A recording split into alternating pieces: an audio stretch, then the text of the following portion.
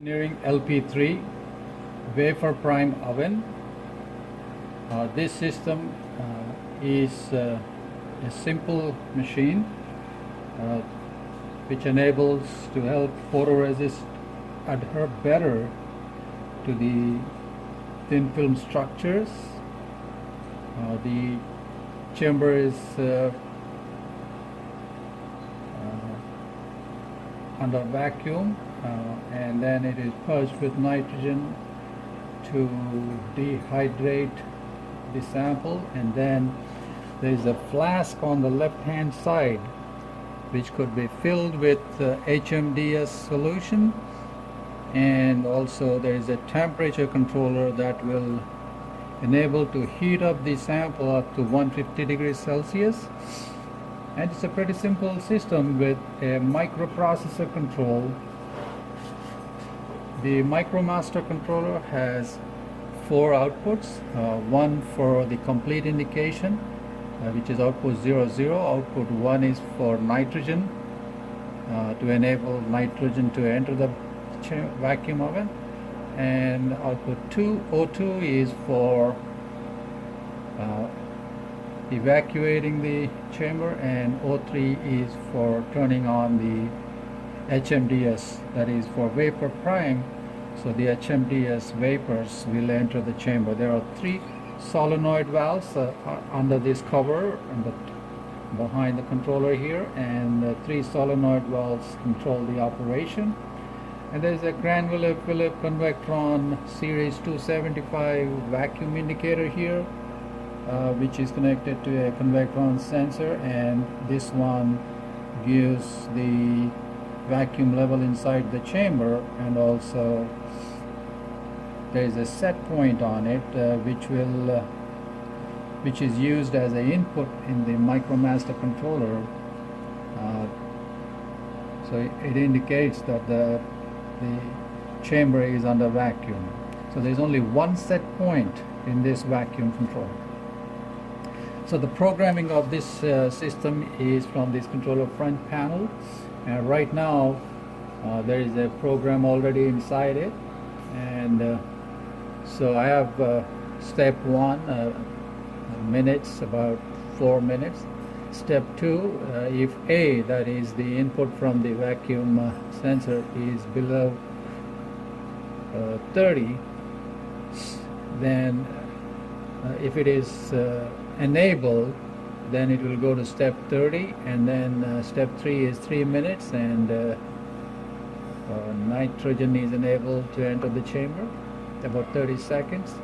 And step 4 is 2 minutes to evacuate the chamber, and step 5 is again looking for the vacuum sensor to indicate if it is enabled. So if it goes below a set point, about 20 to 10 torr, then this input is enabled. Otherwise it will go to step 30 to halt the process from proceeding further.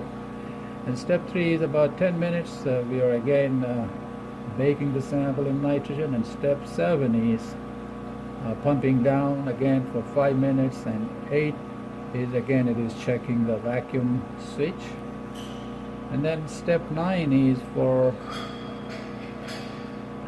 5 minutes. The HMDS valve is enabled, output O3 is enabled, and step 10 is 2 minutes. It does evacuate again, and then step 11 is for 30 seconds the nitrogen will be turned on, and step 12 is 2 minutes, again pumping down, and step 13 is about 1 minute and 30 seconds the nitrogen is turned on, and step 14 is 10 minutes, and this is the final step in the program. So this one indicates that the process is complete. So step 13, so I'm going to run a recipe here. Just by pressing reset, it will go to reset, and the programmer controller can be also put in run mode by going to the desired step like this, step up or down, and then you can run it so that the system will start running. So just like that. So now I'm in step 5 and step 7, and it started for 5 minutes to evacuate the chamber. So I'm just demonstrating, and you can halt it at any moment of time, and then if you reset it and then start, it will go to the first step. So right now this system is being pumped down, and I have a mechanical pump connector. Typically it requires Edward Series 8 or Alcatel 2008 model vacuum pump. Any pump better than that would be ideal for this machine. So the process recipe will run about 30 minutes, and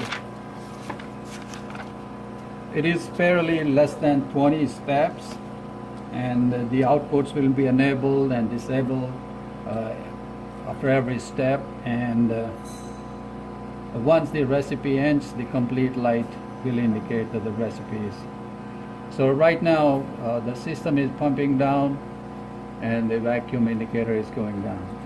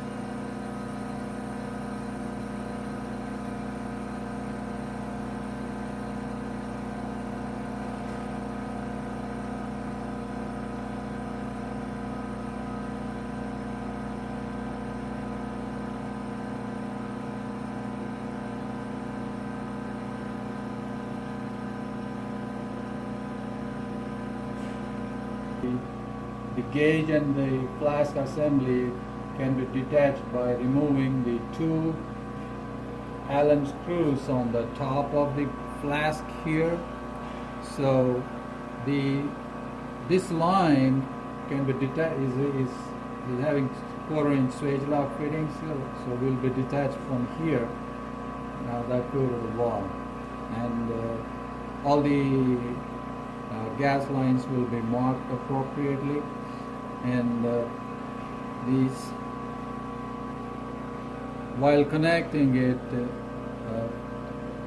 make sure that the alignment is appropriate and the swage lock fittings are really good type. There's a 1/8-inch NPT drain valve here. At any point of time, we want to recover the HMDS left in the flask, can be recovered by opening this valve. At this moment, the HMDS valve is enabled, so we don't use chemicals here to demonstrate, but the way you charge the flask is you can transfer the HMDS from any other container to the flask by rotating this 3-way valve here. So the liquid on the suction will go and get filled up in the flask, and then you bring this valve, rotate it in such a way it will indicate the flask pressure, By closing it, we can isolate the gauge from the flask. So, when the HMDS valve is enabled, that is the output O3 is enabled, the HMDS liquid will evaporate and the vapors will enter the oven. And this process in the step is for about 5 minutes. And John Meyer, call line 1. so if there is a leak in the flask, the gauge, the vacuum gauge here will indicate. You might see a little bit dripping if there is a big leak. And the vacuum gauge pressure, according to the manual, should never drop below 12 inches of mercury. And there's a detailed procedure in the manual that will be included with the machine. I have also included the model number of the flask for future references. It is 45G flask, which is actually a filter cartridge holder flask, and it is available with half-inch NPT inlet and outlet connections. This manual also includes any testing procedure for any leaks, and the solenoid valves are used for ASCO valves, and the system requires periodic servicing to check if the solenoid valves are clean and the lines are not clogged up, and the oven valves the walls are not contaminated or dirty. So appropriate solutions should be used to clean the chamber walls. And the vacuum pump, which this machine we are not including with, but it does require a vacuum pump, and the pump oil should be changed periodically in order to get the proper pumping rate. The system, the upper control area also has an exhaust port, and the in-house exhaust can be connected there just in case to eliminate. And the pump also should have, usually it is installed outside the clean room area, but if it is installed right adjacent to the unit, then the pump exhaust should be connected to the facility's exhaust. The unit doesn't require any compressed air, only it requires pure nitrogen for the process, and liquid HMDS fluid.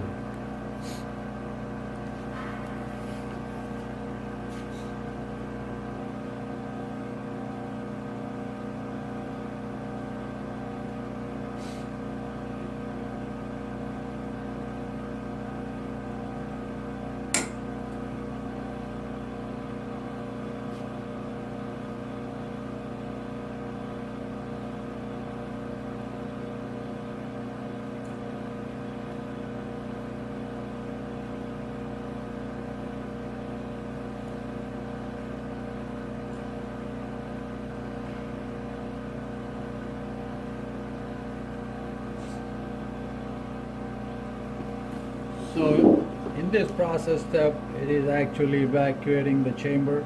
So it is pumping down excess vapors inside the oven.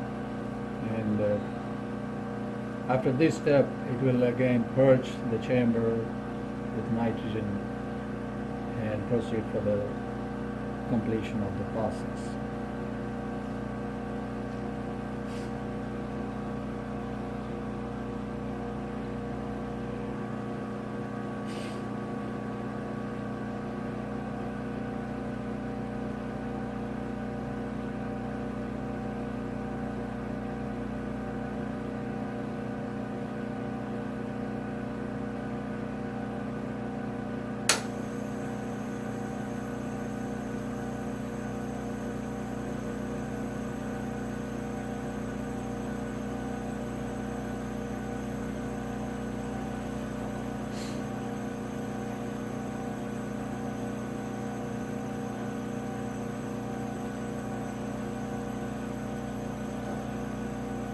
So in the manual it is recommended to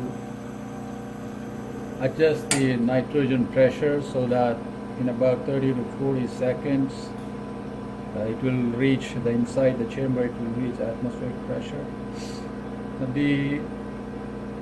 The recipe can be modified to suit the application, but care should be taken in order to follow the precautions indicated in the user's manual.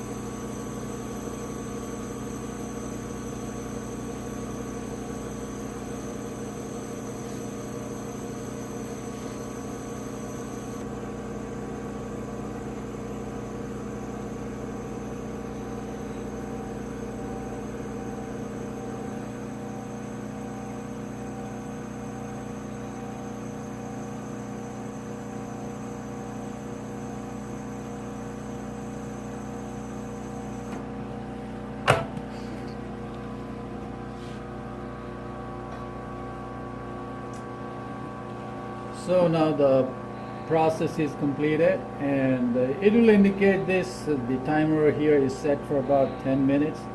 And step 15 is the program will go back to step 00 or 01, and it is an auto system reset. So it is equivalent to pressing reset button. So there is a silicone seal here, and the seal